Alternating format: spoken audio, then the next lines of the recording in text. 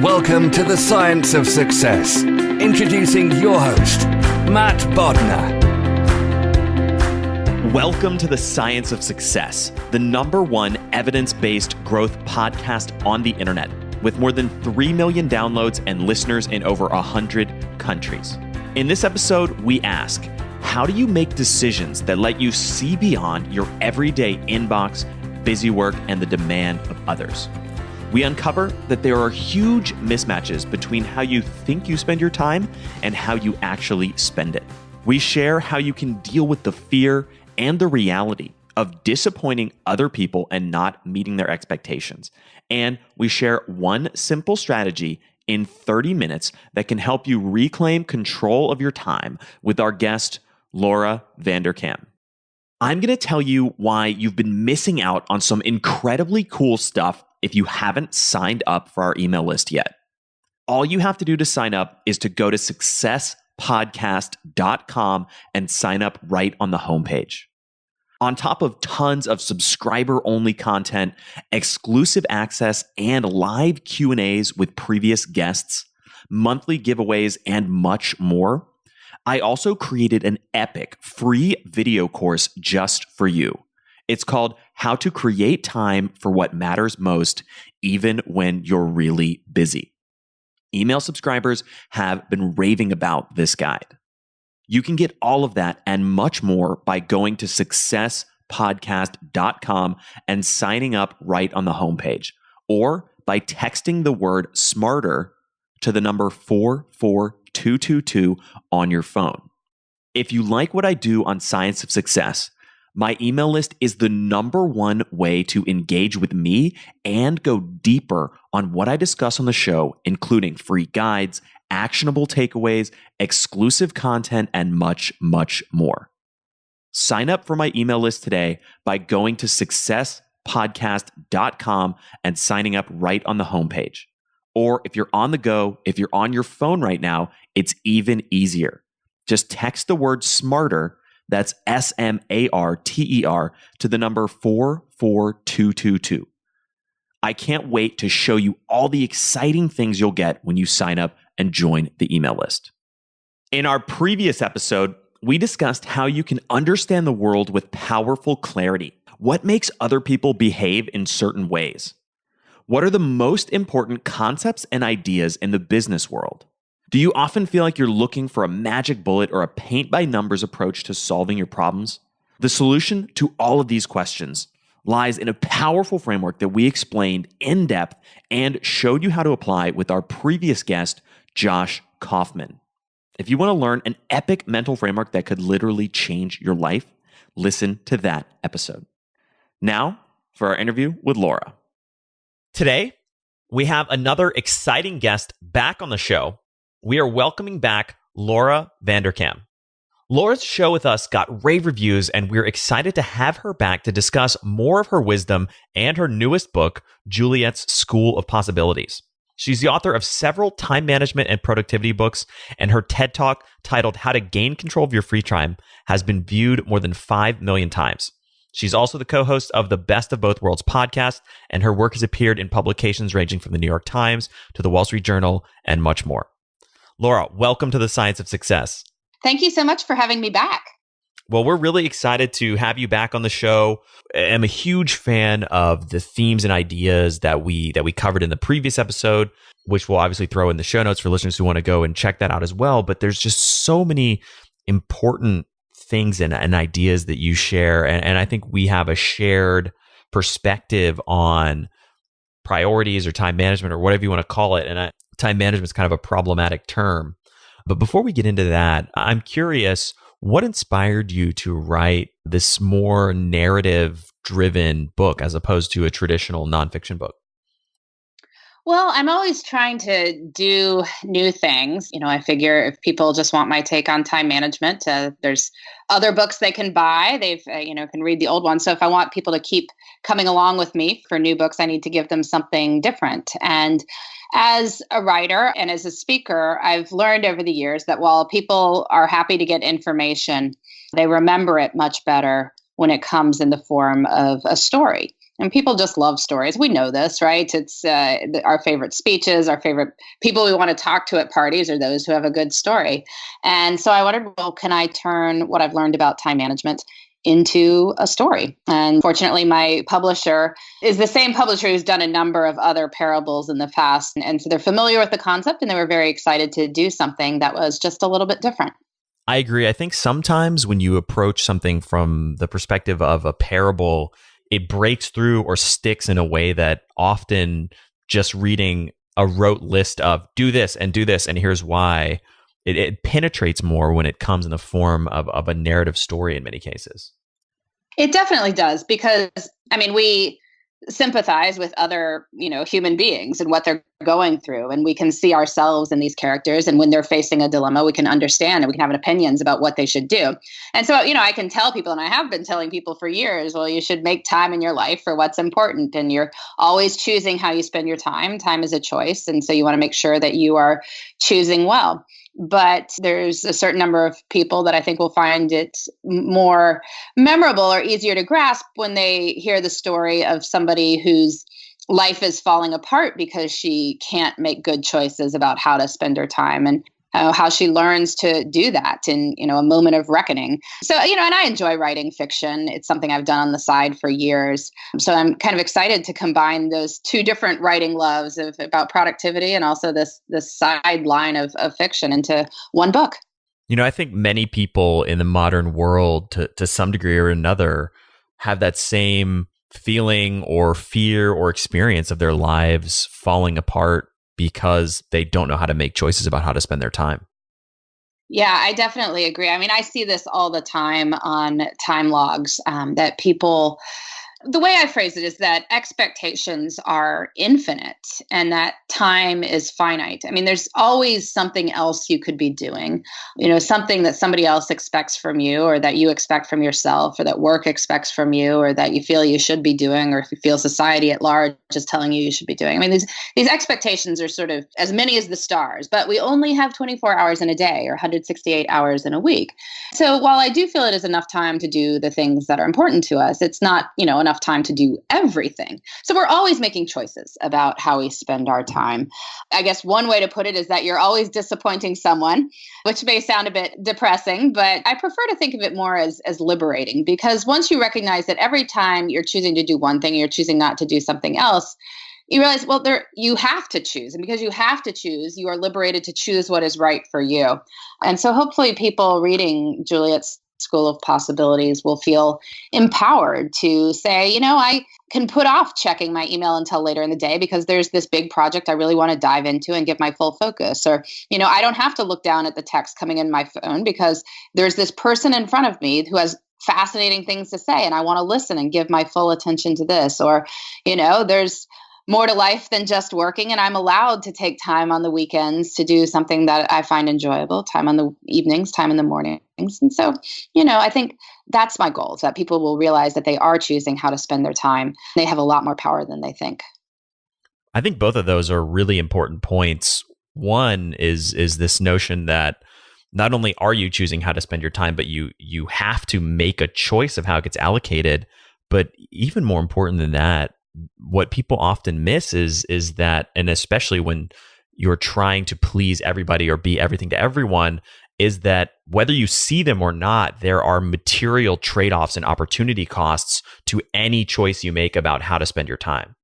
Yeah, the opportunity cost is something that is so hard to see, because inevitably what happens when somebody asks for our time, you think about how we wind up filling our time. It's usually somebody has asked for it for some reason or another, or we've volunteered it for something. When we're looking at our time and deciding whether we want to give it to something, we're often asking the question of, am I free?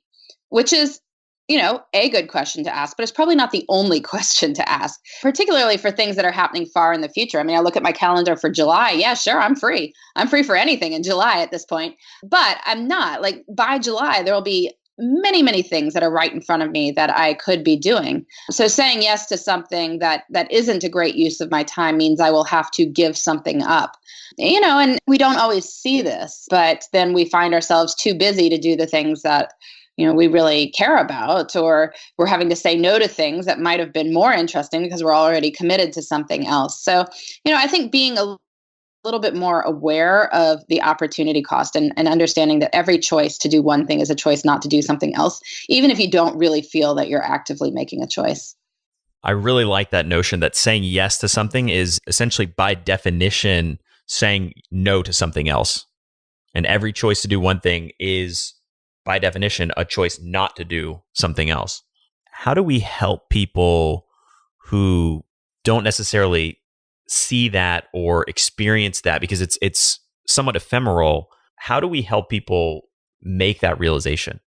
Well, I think one of the best ways to sort of see that, how much choice we do have over time is something I've talked about a lot, but just a little hack for your life is, if you're not aware of how much time you are choosing, try picking up like a real page turner of a book, or a binge worthy series, start on TV, because magically you start turning all available space into time to read that page turner book, or time to watch that binge worthy series. And you say oh, wait, how did I manage to get through a 400-page book this weekend? Well, it's because all time that would have been spent scrolling through headlines, or, moving mail from one pile to the other in your house, or running errands that probably didn't actually need to be run, or watching TV you didn't actually care about. All of that is repurposed to this one thing that you truly, truly, truly want to get through, because, you got to find out what happens next. But if you do that, note where that time is. Note how much space you managed to devote to reading or watching this series. And then say, well, maybe I could use some of that time for other things that I've been saying that I would like to get to. Maybe that's time that theoretically I'm allocating to one thing, but I don't have to, right? I can make a different choice if I wish. Zooming out and thinking about this from a slightly larger perspective, how do listeners start to make decisions that help them see beyond the things that pile up every day, whether it's emails or demands from other people's time or busy work? How do you start to develop that space or that perspective to gain an understanding of what your priorities are and where your time should be spent? Yeah, I think it's really important to look forward into the future. And one of the things that happens in this book, in Juliet's School of Possibilities, is that the title character, Juliet, helps Riley, who's the young person whose life is falling apart, see different visions of her future. She has her look very far into the future to see what her life might look like as a result of various choices that she makes. It's a bit like, Ebenezer Scrooge looking backwards and stuff in his life, or looking forward to the ghosts of Christmas future. The key thing here is we can't truly know the future, and we don't know how it will turn out. So I know it's hard to look forward into the future. But if you say, I'm picturing myself in the next 5 to 10 years. And if I picture myself as very happy with my life, I'm professionally fulfilled, I'm happy with my personal life, I feel healthy, I have enough energy. Why would those things be true? What would be in my life that I think would make me feel that way? What are these visions I might have of myself? And one of the exercises you might actually do is, picture that somebody is giving you an honor in 10 years or something, and they're writing a speech about the amazing things that you've done. And think about what that person would talk about. And then, providing, as they often do at award speeches, sort of character references for you, in your personal life too, what great things you've done. And you think about why people would be saying these things. What sort of impact would you have had on the people you love, and perhaps on the broader world as well?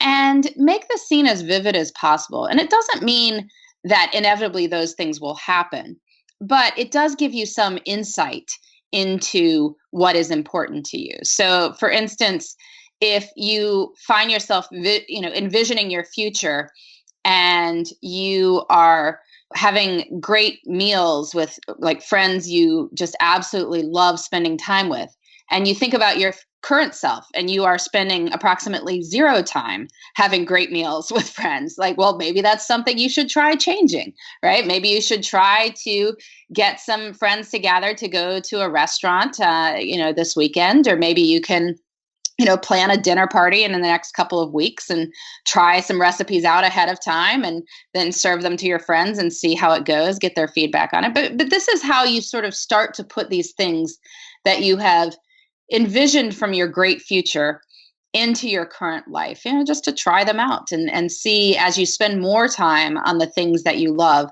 how it feels to be living more in line with the things that you do feel are priorities.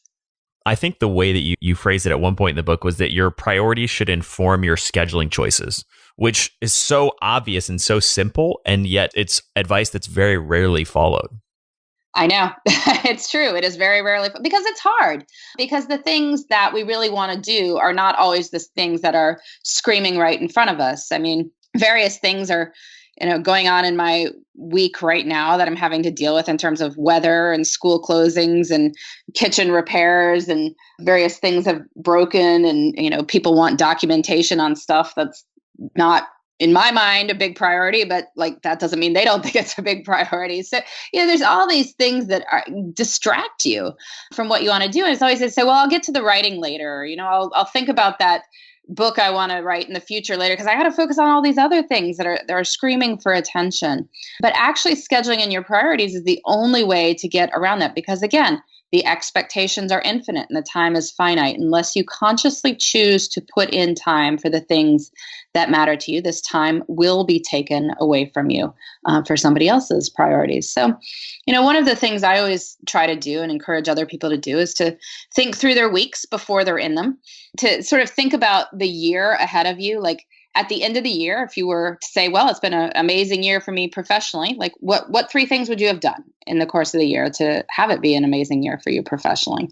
And then you say, okay, well, how can I break those 3 big things down into doable steps? And what space am I putting on my schedule this week for some of those doable steps? And if you're not making space, well, it's really hard to claim that those are truly your top professional priorities. So something to think about. And your personal life too. You can think about, at the end of the year, what you'd like to say that you've done in the course of 2019. And if you'd like to envision yourself at the end of the year saying, hey, this was the year that I ran that 10K, and then here you are not running at all on your schedule this week. Well, again, it's hard to say that that's actually a priority, which may be true, right?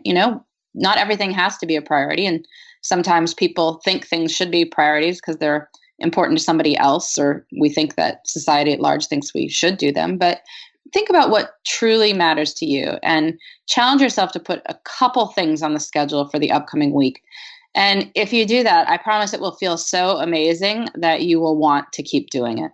You snuck in a really great reframe of the phrasing on that, which is this idea that if you don't determine how you want to spend your time, I think the exact phrase you use is that it'll be taken away from you by someone else's priorities.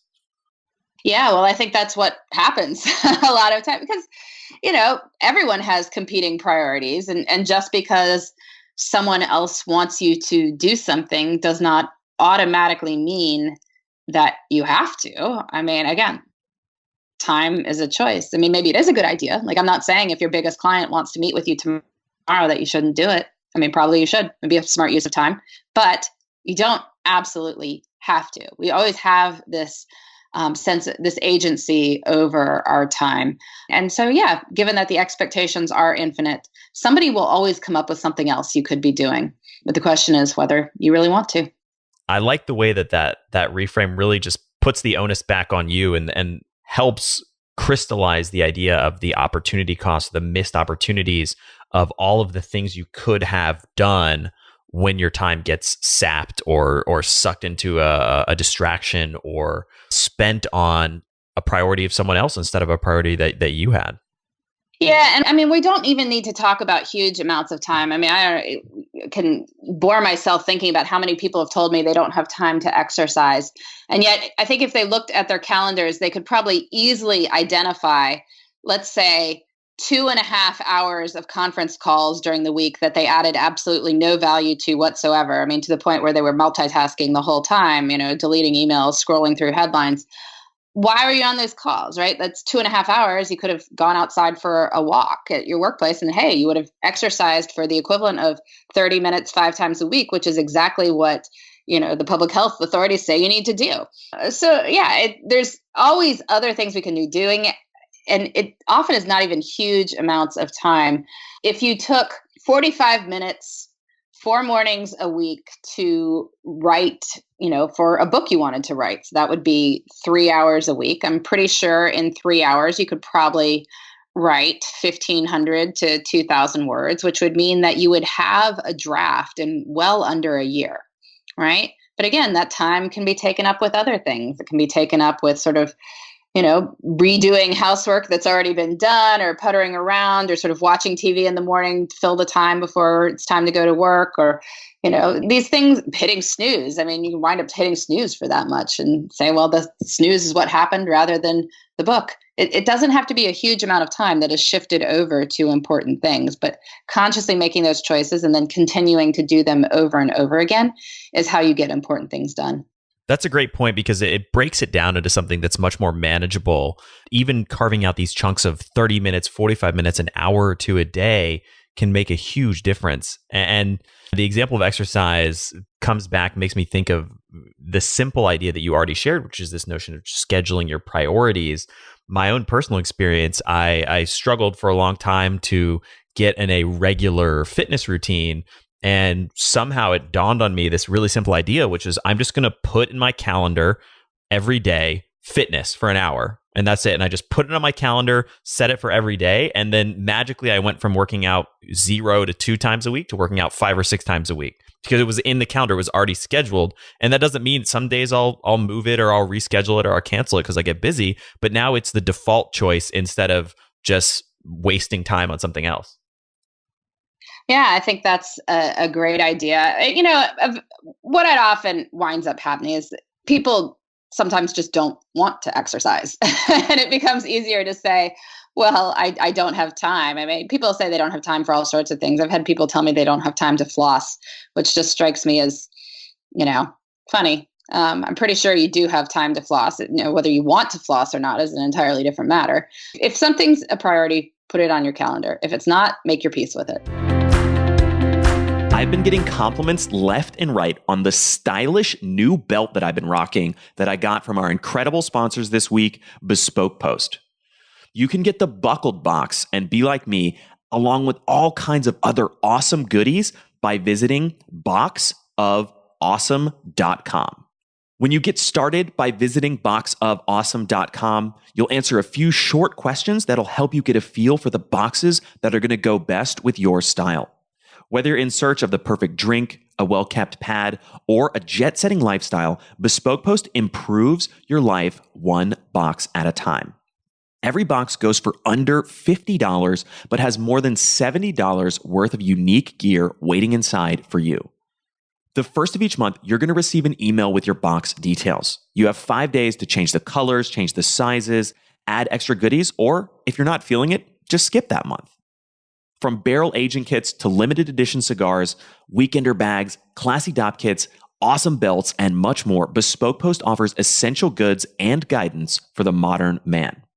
To receive 20% off of your first subscription box, go to boxofawesome.com and enter the code SUCCESS at checkout. That's boxofawesome.com, code SUCCESS for 20% off of your first box. Bespoke Post, themed boxes for guys that give a damn. I want to come back to something else you shared that is essential to understanding this, which is that this can apply. I think a lot of times time management really focuses in or gets bucketed in more of a professional bucket, but there's a lot of applications. This applies professionally, but it also applies personally, and even carving out an hour or two a week or a weekend for something that you really care about or passionate about, or a hobby that you love to spend time on, can make a huge difference. Yeah, it really can. It doesn't take much time devoted to things that you enjoy to make a huge difference in your life. So many people think, I have no time whatsoever. I can't do X, Y, or Z. You challenge yourself to find the equivalent of 30 minutes a day. So that is 3.5 hours a week. 3.5 hours in the course of a 168-hour week is probably not that much. And if you need to break it down into 15-minute increments within that, fine. 1 in the morning, 1 at night during the week, and maybe, bigger chunks on the weekend. Or it could be longer chunks on the weekend and smaller during the week, 2 hours on the weekend, and then 90 minutes sometime during the week. And probably in the course of Monday through Friday, you can find 90 minutes somewhere broken up into chunks. But if you can get to the equivalent of spending half an hour a day on something that is meaningful for you, life will feel so amazingly different. Like the other 23.5 hours will be fine because you know you've got these 30 minutes devoted to something awesome. And if you can scale that up, can you get it to 7 hours a week? And again, I don't think 7 hours is a huge ask. And I understand that there may be people listening to this have very busy lives. If you are working full time, maybe people have families too, especially if you have very young kids, it can be hard to carve those hours, but often it might be time after they go to bed, right? You can go watch TV or you could do something else for 30 minutes and then go watch TV. But making the choice to do something else can make life feel just a lot more doable. And I found personally that once you start to carve out these little slivers of time, they begin to snowball and snowball. And that 30 minutes gives you the space and teaches you that it's okay to, now I can step out and maybe I can spend, another 30 minutes, and you start to build on that. And suddenly you start to wake up and realize, wow, I've got way, way more time than I ever thought I had. Yeah, I've come to this realization myself. I track my time and I have continuously for about 4 years. And I feel like I have a fairly full life, but there's still all kinds of space. I mean, I've realized that I do have time to read real books. Sometimes I don't feel like reading real books. And again, that's a different matter. But I do have time to read real books. I, joined a choir about 1.5 years ago because I realized I had time to do it. If we meet on Thursday evenings. I was not usually doing all that much of consequence on Thursday evenings. So it was fine to take that evening and rehearse my singing instead. And we sing on Sunday mornings in church. And, again, I was often not doing too much of consequence on Sunday mornings. So it's fine to make the time for it. And it makes me very happy to do. I love to have this music making back in my life. And yes, it requires time, but it's not an infinite amount of time. It's about 4 hours a week, and there are 168 hours in a week. So those 4 hours really make a big difference. Do you think it's a bigger challenge for people to discover what their priorities are or to create space for their priorities in their lives? I think sometimes it's harder to figure out your real priorities, and I think some people would argue with me about that. They say, well, Laura, there's all these things I really want to do. And trust me, I'm just incredibly busy. I have no time whatsoever. And that may be, I know some people's lives are incredibly constrained for various reasons. But I do think that when you have a very good sense of what matters to you and are very clear on it, you wind up finding space for it. That you become, it may not be 5 things that you love, but certainly one thing other than work and family might be possible to keep up with even during the years of building your career. And if, perhaps you have a young family as well. And as for work, I mean, there are definitely ways to get closer over time to doing things professionally that make you feel incredibly fulfilled. I think, people spend a lot of their 20s and 30s figuring out what that is, and that can feel very frustrating. Like, what should I be doing with my life? What can I uniquely contribute to the world? What is my professional calling? And wouldn't it be nice if there was a way to just take a class in whatever that is in college and immediately get a job afterwards doing exactly what that is? But, life doesn't work that way. It's a series of trial and error where you figure it out. But I think that can actually be a great mindset to have, that your first few jobs are all about figuring out what your priorities are professionally, like what you can do well, what you could do better than anyone else if you trained at it hard enough, what makes you feel fulfilled and like you're making an impact on the world. And as you figure that out, you start to find ways to spend more of your time doing it. And you become less tolerant of situations where you're not spending a whole lot of time on these things. It's almost like building a muscle. And once you start to flex that and build it up, and I've had this experience personally as well, my tolerance now for things that don't fit within that wheelhouse just decreases and decreases every single year. And I get more and more, for lack of a better term, ruthless about where I spend my time, because I realize the incredible both cost of it not going into the right things, but the opportunity and the excitement that comes with when it gets spent on the right things. I agree with that. And one of the big learnings, when I started out writing, I would write pretty much about anything, anyone who was willing to pay me for doing it. But over time, I've learned that some things make me a lot happier to write and I find a lot more interesting. Some things a lot less so. And I had an experience a couple months ago where I did a project that I realized just wasn't the right thing. I mean, that didn't get me out of doing it once I agreed to do it because I'm a person of my word. So I will do a good job on what I've agreed to do.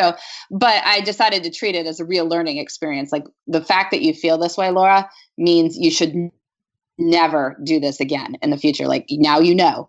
Never say yes to this sort of thing again. So that's a good learning. I mean, I'm maybe it's sad that it took me to age 40 to figure that out, but better late than never. So in the book, towards the end of the book, you share a number of really practical, simple questions for a reader to apply to their lives. I'd love to hear what some of those questions are and why they're so impactful, so the listeners can digest them and apply them. Yeah, well, one was what we talked about earlier, this idea of picturing yourself a couple years in the future. And if you are fulfilled professionally and personally, what are you doing? Who is with you? Why are you doing the things you're doing? Like what impact are you having on the world that makes you so excited about what you're doing? And get this picture very clear and then sort of figure out, well, what steps could I take to get there? How could I spend more time in my current life on these things? What could I do in the next week to start making some progress toward some of these long-term priorities? And then another practical question is, who could hold me accountable for doing these things in the next week? Because a lot of us have really good intentions, but it's easy to say, well, other stuff came up, or I meant to get to that, but this was a really busy week, or well, I would have gotten to it, but there was whether the office was closed for a couple of days and I had to do something, there's always going to be a reason that it's not a perfect week to do whatever it is. So find somebody who will, depending on what you respond to, either yell at you like a drill sergeant or, coax you very kindly if you're into that instead, but somebody who will make sure that, that somebody's watching you. And for many people, that can be helpful for making sure that it actually gets done. How do you think about balancing these macro goals and 5-year visions with the daily and weekly activities that marry those two things together? Well, I think it's important to always be making small steps toward these larger goals. And again, they can be very small steps. If you want to write a book, you can write a book writing 500 words a day or less, really, as long as you just keep going. So, challenge yourself to do at least one small thing, ideally daily, but even if you can't do that, if you just do 2 or 3 things in this next week, 2 or 3 small steps toward your larger professional and personal goals, well, that's a lot better than nothing. And I promise that if you keep making, 2 to 3 steps a week, well, in a year, you've made 100 to 150 steps, which unless, your goal is so far away, it's unseeable. Like, you're probably going to be a lot closer if you've taken 150 small steps toward whatever those goals might be. Once we start to step into this place of prioritizing our own priorities and focusing our time on the things we want to focus it on, how do you deal with either the fear or the reality of disappointing other people or not meeting their expectations? It's hard, especially when people would like you to do things and they can be disappointed and it's within their right to feel disappointed. You can't control anyone else's feelings. But I think if your goal is to go through life without disappointing anyone, you're going to have a very difficult life because not everyone else's goals for you are not the same as what yours are, but it's your life. And ultimately you are the one who has to determine where those hours go. And you're the one who's going to have to look back on your life and answer whether those hours went places that you wish them to go. And, this is an ongoing difficult process. Plenty of people have the experience of going into a line of work that maybe their parents didn't foresee that they were going to go into. And then they have to deal with that disappointment or, going into different school, or maybe you choose a spouse that isn't exactly what your extended family thought what you would do. or you don't choose a spouse at all. And again, that's not what your extended family thought you would do. And then the disappointments just continue. I mean, if you manage to please every single colleague you ever work with, well, people's pleasure is often not 100% justified. I mean, maybe somebody did work that needs to change. And if you're only worried about pleasing them, then you've got a problem with that. So it's just not a good goal to go through life that you will never disappoint anyone. I think you can go through go through life with the goal that you will do your best, that you will try to lessen the impact if somebody has a legitimate reason to be disappointed, but that you will not hold yourself hostage to that. I think it also helps to have a little phrase, switching a phrase in our brains. I mean, often we're like, oh no, I did this, or, oh no, somebody feels this. How about changing it to just, oh well, somebody feels this. Oh well, I didn't do this. Oh well, life continues. And the honest truth, one final thing that I think can help with this is I have people do this exercise. I ask them to tell me what they were thinking about and worried about on today's date 2 years ago. And very, very few people can do it, right? To say like, oh yeah, I was actually really irritated about this, memo I got about whatever. No, you don't remember exactly what that was from 2 years ago if you actually went back through your inbox or something, or went back through your calendar. Without doing that, you have no idea what was annoying you 2 years ago. So likewise, whatever is keeping you up at night now probably will not matter in 2 years. So you can kind of do yourself a favor and get over it 2 years early. I like that. That's a great strategy. One of the other things that I thought was really interesting, and this is probably my own inner time management nerd coming out, but towards the end of the book, you had one of the exercises, which was just a giant Excel spreadsheet, basically to fill out. I believe it was by the half hour, or maybe it was by the hour, I forget. But for how you spend every single piece of your day. And to me, that's another strategy similar to the notion of scheduling your priorities, which is so simple and yet so few people actually do, which is just measuring where your time actually goes. Yeah, I think all novels should have a spreadsheet in them. I'm hoping I'm starting a new trend there. No, I track my time on those weekly spreadsheets, and I encourage other people to do so as well. The best way to start spending time better is to figure out where it is going now. There's really no way around this. It's like trying to lose weight while being completely blind to what you're putting in your mouth. I mean, maybe you'll get lucky and it'll work, but I probably wouldn't bet on it. So same thing with time. If we want to spend our time better, we should figure out exactly where it goes, not where we think it goes, because people have all kinds of stories they will tell themselves about where the time really goes. I mean, fascinating stories. You said you were a data geek here. I mean, there are some hilarious time studies about people's mismatch between perceptions and reality. One of my favorite was about a gym that people knew that they had whatever, a key fob or whatever, as they were signing into their gym, that recorded exactly how many times they were there, right? So it was not in question how many times they had been in the gym. Yet when they were asked how many times they had been during that time, they gave answers that were like double the amount of times they had actually been to the gym. In their minds, these people were exercising all the time, and the fact that they didn't was just some weird quirk of the universe. I don't know. So we've got all sorts of stories about where the time goes, but time log will take those away quickly. And I think that's a good thing, because if you know how many hours you are working, then you can make good choices within those hours. You can make good choices with the hours you have outside of work. If you know how many hours you are spending on, say, chores, you can decide if you think that's right or if it should be different. If you see how much time you're spending with friends and family, you can decide if you think that's a good amount or if you think it should be higher, or maybe you think it should be lower. Or I don't know, maybe that's your issue. You just don't know. But unless you see the numbers, it's really hard to make rational decisions, as opposed to decisions that are made because you're telling yourself sort of catastrophic stories of, I'm working around the clock. Well, are you really? Really? You never sleep? You've never, gone to anything else in the past month? Or, I travel all the time. Well, let's look at the number of hotel nights. Often it comes out to fewer over the course of a year than one might think. So find the data, make better choices. Earlier, you mentioned the snooze button, and that was one of the things personally that I uncovered in a previous time audit, was that until I really looked at my time, I realized I was laying in bed. I would get up and then I would take my phone and I would look at my phone for like 45 minutes reading and looking at social media and all this stuff. And once I actually started recording and looking at how I was spending my time, I realized that there was a massive amount of wasted time every single morning that I could carve out by simply just getting out of bed when I wake up instead of wasting all that time on my phone.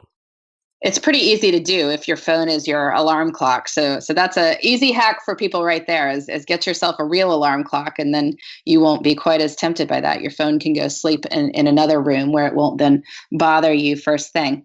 But yeah, people find that sort of thing all the time, or find that they were snoozing for an average of 27 minutes, whatever, the multiples of 9 minutes, 3 times each morning. And why not get that as real sleep? Like set your alarm for the time you'll actually get out of bed, as opposed to, spending it in these little small unhelpful chunks of sleep. Or, one thing I found when I tracked my time is I spent way more time in the car than I thought I did. I run my business out of a home office. So in my mind, there's no daily commute. Therefore, I must be spending negligible amount of time in the car. But that's not true. I mean, between errands and running family members around and traveling to different things, I average more than an hour a day in the car, which is not insignificant at all. And now that I know that, I can challenge myself to make more of that time, whether it's listening to podcasts, or if I have a family member in the car with me, recognizing that this is time we have together and I should be aware of that, and instead of sort of viewing it as time that doesn't exist. That's another great strategy. In some ways, I have a little bit of a mixed opinion about, because sometimes I feel like this habit that I have pulls me away from being present sometimes, but I'm a huge fan of what I call double dipping, which is basically any dead time I have, I try to make more use out of it. Whether if I'm brushing my teeth, I might be listening to a podcast or watching something on YouTube or reading an article. I'm always trying to capitalize on all of those dead moments or those little slivers of wasted time and turn that into something where I can be productive or learning, etc. Well, there's nothing wrong with using bits of time. And I think you could, it's fine to have downtime too. I mean, you could consciously say, well, this 10 minutes here where I'm waiting, I'm just going to let my mind wander where it goes. I'm going to look up at the clouds and feel happy about looking up at the clouds, challenge myself not to pull out the phone and look at social media or something like that. I think that would be a great use of time as well. The thing I think the problem is that most people use those little bits of time for mindless activities, and they do add up. My time in the car wasn't coming as a solid hour every day. I mean, if I would notice it, if I was in the car for an hour straight, it's because it was in 8-minute chunks here and there, 8 minutes going to this place and 5 minutes to the post office and 8 minutes to the grocery store. Because of that, it wasn't registering because it wasn't big. But that is real time, and it's time there. So if it makes you happy to do other things, to listen to stuff or to learn stuff or to reach out to someone in those bits of time, then that's great. If it makes you happy to do absolutely nothing, in the sense of having sort of fallow time, which I think is where the best ideas often arise, then by all means do that too. So for listeners who want to, and you've shared a number of really specific applicable ideas here, but for listeners who want to concretely start somewhere and implementing these ideas in their lives, what would be one piece of homework or one action item that you would give them to begin the journey of starting to understand their priorities and allocate their time accordingly? Well, I always suggest time tracking, and I know I sound like a broken record on this, but it's actually really easy to get started. And one thing you can do is just sit down right now or if you're listening to this in the car, don't do this. But once you get to a place where you can write down what you've done over the previous 24 hours. Most people can remember the previous 24 hours with a reasonable degree of accuracy. I mean, time logs put it somewhere between about 80-90%, which for our purposes is probably good enough. So what did you do over the previous 24 hours? Write this down. Well, now you've got one day of data. So now just do the next day, 24 hours from now, starting now. And wow, you've got 2 days, and you've already got some that could be reasonable to start to see some patterns with. Just keep going like this, one day at a time, until you get to a week, and you'll find all sorts of interesting things. I promise it's an interesting exercise. As Peter Drucker said, what gets measured gets managed. And time really can be measured. I mean, that's the good thing about it. There's many other things in life that can't, but I can find out for sure how much time I was spending in the car. And that doesn't mean that I've figured out my big priorities based on that, but it helps. because then when I know what material I'm working with, I can make better choices with it. And since life is lived in hours, we're going to build what lives we want out of allocating those hours in the right ways. So knowing where they go is really more important than it might sound. And for listeners who want to find you, the new book, and your previous work online, what's the best place for them to do that? Well, I hope your listeners will come visit me at lauravanderkam.com. That's just my name. You can learn all about my previous books and this new one, Juliet's School of Possibilities, which, as we mentioned earlier, is a time management fable. So combining what I've learned about time management over the years into a story that hopefully people will find memorable and help make these lessons a little bit more clear. Well, Laura, thank you so much for coming on the show, once again, actually, and sharing all of this wisdom and all of these insights. Thank you so much for having me back. I really appreciate it. Thank you so much for listening to The Science of Success. We created this show to help you, our listeners, master evidence-based growth. I love hearing from listeners. If you want to reach out, share your story, or just say hi, shoot me an email. My email is matt@successpodcast.com. That's matt@successpodcast.com. I'd love to hear from you, and I read and respond to every single listener email. I'm going to give you 3 reasons why you should sign up for our email list today by going to successpodcast.com, signing up right on the homepage. There's some incredible stuff that's only available to those on the email list, so be sure to sign up, including an exclusive curated weekly email from us called Mindset Monday, which is short, simple, filled with articles, stories, things that we found interesting and fascinating in the world of evidence-based growth in the last week. Next, you're getting an exclusive chance to shape the show, including voting on guests, submitting your own personal questions that we'll ask guests on air, and much more. Lastly, you're going to get a free guide we created based on listener demand, our most popular guide, which is called How to Organize and Remember Everything. You can get it completely for free, along with another surprise bonus guide by signing up and joining the email list today. Again, you can do that at successpodcast.com, sign up right at the homepage, or if you're on the go, just text the word SMARTER, SMARTER, to the number 44222. Remember, the greatest compliment you can give us is a referral to a friend, either live or online. If you enjoyed this episode, please leave us an awesome review and subscribe on iTunes, because that helps boost the algorithm, that helps us move up the iTunes rankings, and helps more people discover the science of success. Don't forget, if you want to get all the incredible information we talk about in the show, links, transcripts, everything we discuss, and much more, be sure to check out our show notes. You can get those at successpodcast.com. Just hit the show notes button right at the top. Thanks again, and we'll see you on the next episode of The Science of Success.